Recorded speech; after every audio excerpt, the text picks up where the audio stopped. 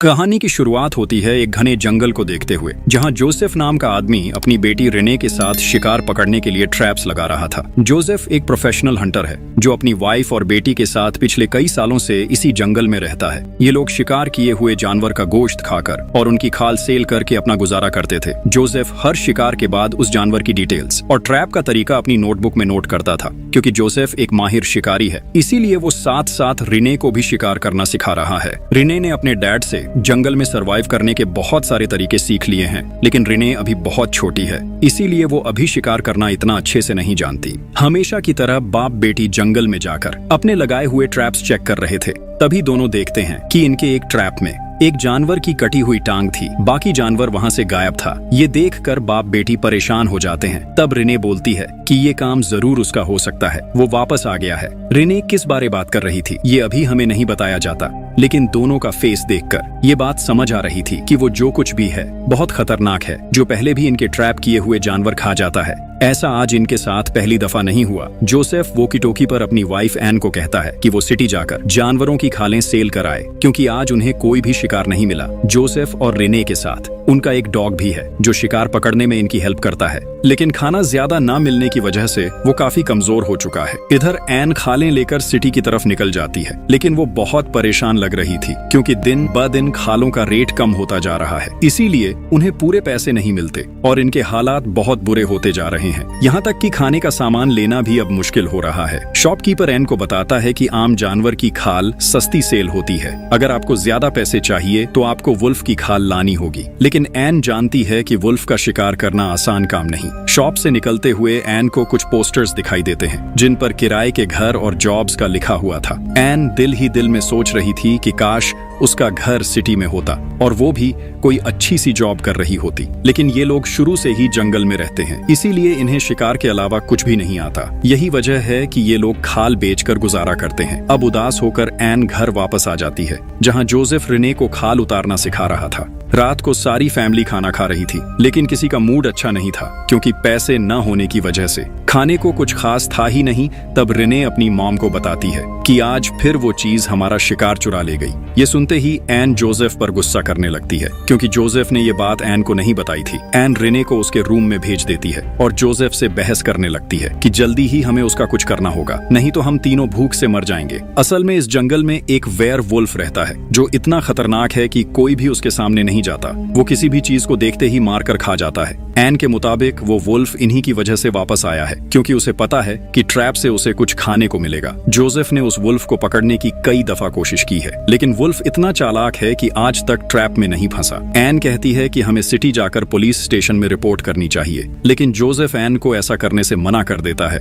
वो कहता है कि सुबह होते ही उसके लिए ट्रैप्स लगा देगा और जल्दी ही वो लोग उसे पकड़ लेंगे। एन जोसेफ को समझाती है कि हमें जंगल छोड़ देना चाहिए और सिटी जाकर वहाँ एक नई लाइफ शुरू करनी चाहिए, जहाँ उनकी बेटी भी खुश रह सके और उसका किसी अच्छे स्कूल में एडमिशन हो, वो भी बाकी सभी बच्चों की तरह लाइफ में कामयाब हो सके। एन कहती है कि सिटी जाकर वो कोई अच्छी सी जॉब करेगी जिससे उनके हालात भी बेहतर हो जाएंगे, लेकिन जोसेफ जवाब देता है कि हमें शिकार के अलावा कुछ नहीं आता, इसीलिए हम कुछ भी नहीं कर सकते। सुबह होने से पहले जोसेफ वुल्फ के लिए ट्रैप्स लगाने जा रहा था। तब रिने भी उसके साथ जाने की जिद करती है। जोसेफ रिने को साथ नहीं ले जाना चाहता क्योंकि रिने अभी बहुत छोटी है, लेकिन रिने के बार बार जिद करने पर जोसेफ उसे अपने साथ ले जाता है। सुबह जब ये बात एन को पता चलती है तो उसे जोसेफ पर बहुत गुस्सा आता है। एन वोकी टोकी पर जोसेफ से नाराज होने लगती है। तब जोसेफ जवाब देता है कि जैसे ही उसे वुल्फ का पता चलेगा या कोई भी मसला बना तो वो रिने को घर वापस भेज देगा। थोड़ा आगे जाने पर जोसेफ को वुल्फ के पैरों के निशान दिखते हैं। वो समझ जाता है कि वुल्फ आसपास ही कहीं मौजूद है, इसीलिए बिना वक्त जाया किए वो रिने को घर वापस भेज देता है। जाने से पहले जोसेफ रिने को सेफ्टी के लिए एक गन देता है। वो कहता है कि जंगल काफी घना है, अगर कोई भी चीज सामने आए तो बिना डरे शूट कर देना। रिने अब धीरे धीरे घर की तरफ जाने लगती है, लेकिन रास्ते में उसे कई अजीब अजीब आवाजें आने लगती हैं, जिससे रिने काफी डर जाती है। इधर एन जंगल से पानी लेने गई थी, तब उसके साथ भी ऐसा ही होता है। एन को लगता है कि कोई उसका पीछा कर रहा है। एन डरते डरते घर आ जाती है, लेकिन रिने बहुत ज्यादा डर गई थी, इसीलिए वो जंगल में इधर उधर देखने लगती है और वहीं बैठ जाती है। अब तक जोसेफ को भी वुल्फ नजर आ गया था। वो धीरे धीरे उसके पास जाता है और उसे शूट करने के लिए अपनी गन निकाल लेता है। जैसे ही जोसेफ वुल्फ को शूट करता है, गोली की आवाज रिने भी सुन लेती है। उसे समझ आ जाता है कि उसके डैड आसपास ही हैं, इसलिए वो हिम्मत करके वहां से आगे निकल जाती है। इधर जोसेफ जब वुल्फ की डेड बॉडी देखने वहां आता है तो वुल्फ वहां नहीं था। इसका मतलब ये है कि वुल्फ को गोली लगी ही नहीं और वो वहां से भाग गया। ये देखकर जोसेफ काफी परेशान हो जाता है। तभी उसकी नजर सामने एक लड़की के कटे हुए हाथ पर जाती है जिसे वो वुल्फ खा रहा था। ये देखकर जोसेफ बहुत ज्यादा घबरा जाता है क्योंकि थोड़ी देर पहले ही उसने रिने को अकेले घर भेज दिया था। जोसेफ डर गया था कि कहीं रिने वुल्फ का शिकार ना बन गई हो। जोसेफ अब जल्दी से आगे बढ़ जाता है। आगे का मंजर देखकर जोसेफ के पांव तले जमीन ही निकल जाती है क्योंकि सामने बहुत सारी लेडीज की डेड बॉडीज पड़ी हुई थीं, जिन्हें बहुत ब्रूटल तरीके से काट कर मारा गया था। इन्हें देखकर साफ समझ आ रहा था कि ये काम किसी वुल्फ का नहीं बल्कि कोई इंसान ही कर सकता है। जंगल में कोई तो है जो लड़कियों को मार रहा है। जोसेफ अब अपनी वाइफ और बेटी के लिए बहुत ज्यादा परेशान हो जाता है क्योंकि वुल्फ को तो वो संभाल लेगा, लेकिन इस खतरनाक कातिल से बच पाना बहुत मुश्किल है। जोसेफ को जल्दी ही कुछ करना होगा, नहीं तो उसे भारी नुकसान उठाना पड़ सकता है। घर आकर जोसेफ के दिमाग में बस यही कुछ चल रहा था। वो चुपचाप बैठकर सोच रहा था कि कैसे वो अपनी फैमिली को उस किलर से बचा सकता है। जोसेफ ये बात अपनी वाइफ और बेटी को नहीं बताता क्योंकि वो डर ना जाए। सुबह होते ही जोसेफ दोबारा उसी जगह चला जाता है जहां लेडीज की डेड बॉडीज पड़ी हुई थी। थोड़ी देर बाद वो एन को वॉकी टॉकी पर झूठ बोल देता है कि आज वो वुल्फ को पकड़ने आया है। जब तक वो उसका शिकार नहीं कर लेगा वो घर वापस नहीं लौटेगा। असल में जोसेफ वुल्फ का नहीं बल्कि उस किलर का शिकार करने गया था। थोड़ी देर बाद दोनों माँ बेटी नदी के किनारे थीं। तभी रिने फील करती है कि उसका डॉग काफी समय से कहीं गायब है। वो परेशान हो जाती है क्योंकि रिने अपने डॉग से बहुत प्यार करती है। अब रिने डॉग को ढूंढने अकेली ही जंगल में निकल जाती है। तभी सामने उसका वही वुल्फ आता है जो काफी समय से इनके शिकार चुरा लिया करता था। वुल्फ को देखते ही एन भी वहां आ जाती है। वो माँ बेटी बहुत ज्यादा डर जाती हैं। तब एन को जोसेफ की बात याद आती है कि उसने उन्हें बताया था कि जब भी कोई जानवर उन पर हमला करने की कोशिश करे तो वो ऊंची ऊंची आवाज में चिल्लाना शुरू कर दें, जिससे वो जानवर डर कर वहां से भाग जाएगा। एन अब ऊंची ऊंची आवाज में चिल्लाना शुरू कर देती है। उनका ये प्लान काम कर जाता है क्योंकि वुल्फ डर कर वहां से भाग गया था। मौका मिलते ही दोनों माँ बेटी भागकर घर आ जाती हैं, लेकिन उनका डॉग अभी भी बाहर कहीं है। इसीलिए एन अपनी गन उठाकर डरते डरते डॉग को ढूंढने निकल जाती है। जंगल में जाकर उसे अपना डॉग मिल तो जाता है, लेकिन अब तक वुल्फ ने उसे मार दिया था। एन ये देखकर अंदर से टूट जाती है। उसे अपने डॉग की मौत से बहुत दुख होता है। घर वापस आकर एन रिने से झूठ बोल देती है कि उनका डॉग जंगल में कहीं नहीं मिला, लेकिन वो उसे हौसला देती है ये बोलकर कि जैसे ही उसके डैड घर वापस आएंगे तो हम डॉग को जरूर ढूंढ लेंगे। रात को दोनों माँ बेटी खाना खाकर सो जाती हैं। अगली सुबह भी जोसेफ घर वापस नहीं आता, न ही वॉकी टॉकी पर उसका कोई मैसेज आया था। ये देखकर एन को कुछ गलत महसूस होता है। वो अपने हस्बैंड के लिए परेशान हो जाती है। इसके बाद दोनों दोबारा से जंगल जाती हैं अपने ट्रैप्स में शिकार देखने, जहाँ जाकर इन्हें पता चलता है कि आज फिर से इनका शिकार ट्रैप से गायब है। वहाँ एन को एक रिंग दिखाई देती है जिसे देखकर वो हैरान रह जाती है। उसके हाथ डर से कांपने लगते हैं। ये रिंग उसी लड़की की हो सकती है जिसे वुल्फ ने खाया होगा। अब तंग आकर एन सिटी पुलिस स्टेशन जाती है। वहां जाकर वो वुल्फ के खिलाफ रिपोर्ट लिखवाती है ताकि जितना जल्दी हो उसे पकड़ा जा सके। इतने में एक फॉरेस्ट रेंजर ऑफिसर एक भालू की डेड बॉडी लेकर जंगल से गुजर रहे थे। तभी उन्हें वहां एक कार खड़ी दिखाई देती है। ऑफिसर घने जंगल में सुनसान जगह कार देखकर सोच में पड़ जाते हैं, लेकिन वो उसे इग्नोर करके वहां से ऑफिस की तरफ निकल आते हैं जहां एन पहले से ही स्टेशन में मौजूद थी। ऑफिसर एन को बताते हैं कि वुल्फ एक जानवर है, हम उसके खिलाफ रिपोर्ट नहीं कर सकते क्योंकि उसका काम ही शिकार करना है, चाहे वो किसी का शिकार चुराए या अपना करे। वैसे भी जंगल इनसाइड एरिया इस पुलिस स्टेशन के अंडर नहीं आता। एन समझ जाती है कि वहां से उसे कोई मदद नहीं मिलने वाली, इसीलिए वो उदास होकर वहां से निकल जाती है। आज उनके ट्रैप में एक हिरण का बच्चा फंसा था जिसे वापस जाते हुए एन अपने साथ घर ले जाती है। जोसेफ अभी तक घर नहीं आया था। उसे घर से गए हुए एक और दिन हो चुका था और अब उनके पास खाना पानी बिल्कुल खत्म हो चुका था। दूसरा मसला ये था कि वुल्फ भी उनके सिर पर सवार था, इसलिए जो कुछ भी करना था एन को ही करना था। इसके बाद एन रिने को जानवर की खाल उतारना सिखाती है। बाद में ये दोनों खाना बनाकर उसे खाती हैं और सोने चली जाती हैं। आधी रात को जंगल से काफी अजीब अजीब आवाजें आ रही थीं, इसीलिए दोनों माँ बेटी डर कर उठ जाती हैं। एन जल्दी से अपनी गन निकालकर बाहर देखने जाती है। तब बाहर एक अनजान आदमी था जिसकी हालत बहुत खराब थी। आदमी एन से मदद मांगता है क्योंकि वो बहुत जख्मी था और ऐसा लग रहा था कि वो मरने के बिल्कुल करीब है। एन जल्दी से आदमी को घर के अंदर ले आती है। अगली सुबह जब रिने आदमी के पास जाती है तब आदमी होश में आ जाता है, जो देखकर रिने एकदम से डर जाती है। वो भागते हुए अपनी मॉम को उठाती है आदमी का प्यास की वजह से गला सूख रहा था, इसीलिए एन जल्दी से आदमी को पानी पिलाती है। बाद में वो उसकी टांग देखती है जो काफी बुरी तरह कटी हुई थी, जो देखकर एन जल्दी से उसकी टांग पर टैंकी भी लगा देती है। रिने को इस आदमी पर शक होने लगता है कि ये आधी रात को जंगल में क्या कर रहा था, इसीलिए वो अपनी मॉम से कहती है कि डैड ने किसी भी अनजान इंसान पर भरोसा करने से मना किया है, जिस पर एन जवाब देती है कि उसकी हालत बहुत खराब है, अगर हम उसकी मदद न करते तो वो मर जाता। वैसे भी अगर तुम्हारे डैड यहाँ होते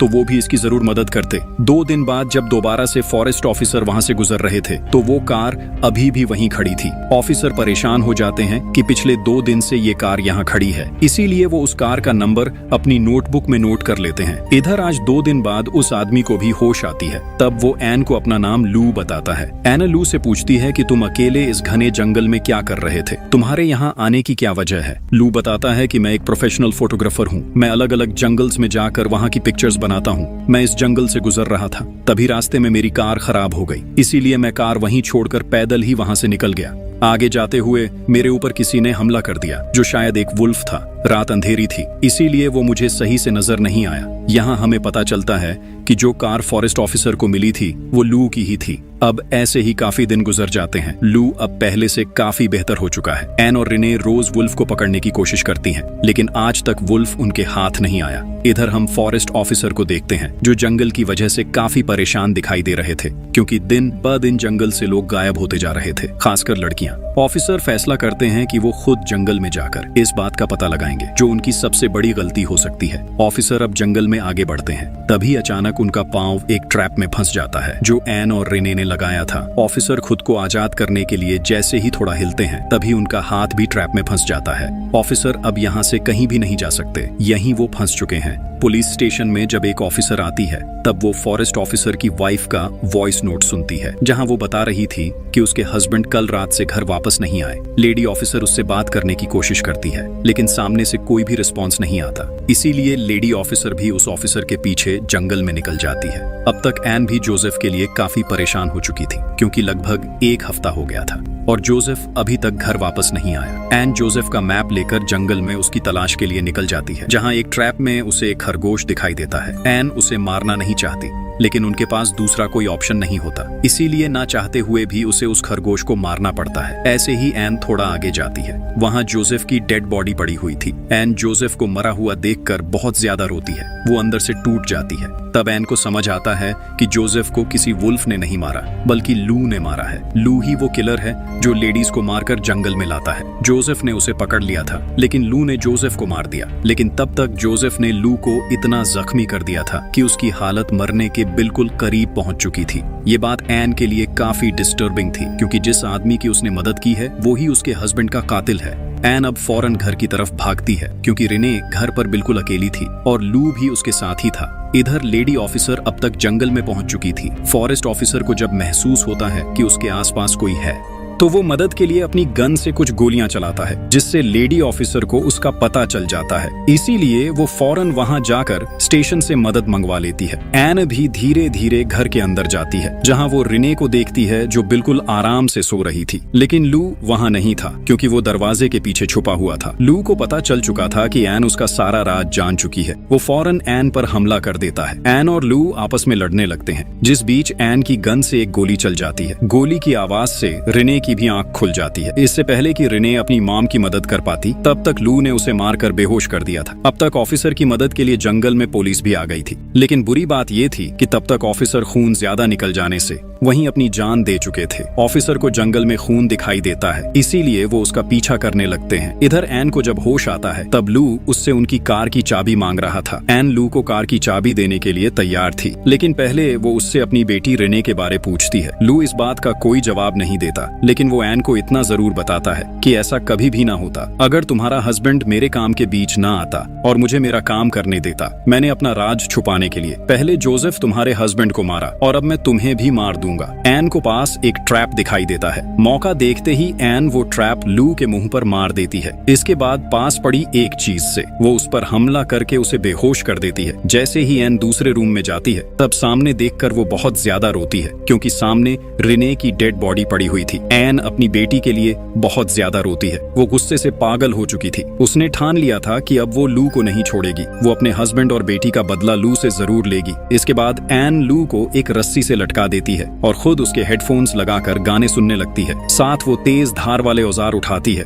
और लू की बॉडी से खाल उतारने लगती है। लू बिल्कुल किसी जानवर की तरह लटका हुआ था और एन बेरहमी से उसकी खाल उतारने में लगी हुई थी। ये मूवी का सबसे क्रीपी सीन था। इतने में खून का पीछा करते हुए पुलिस भी उनके घर के आसपास आ चुकी थी, लेकिन तब तक एन ने अपना काम कर लिया था। उसने लू की सारी बॉडी से खाल उतार दी थी। एन लू के फेस की स्किन अपने साथ बाहर ले आती है। पुलिस ऑफिसर्स ये देखकर काफी हैरान और परेशान हो जाते हैं। ऑफिसर्स अंदर जाकर लू को देखते हैं जो अभी भी जिंदा था, लेकिन उसकी हालत इतनी खराब थी कि वो दर्द से तड़प रहा था। इधर एन गाने सुनते हुए एक जगह आकर बैठ जाती है और अपने हस्बैंड और बेटी को बहुत ज्यादा याद करती है। और इसी के साथ ये मूवी यहीं एंड हो जाती है। आपको ये मूवी कैसी लगी कमेंट्स में जरूर बताना। Thanks for watching.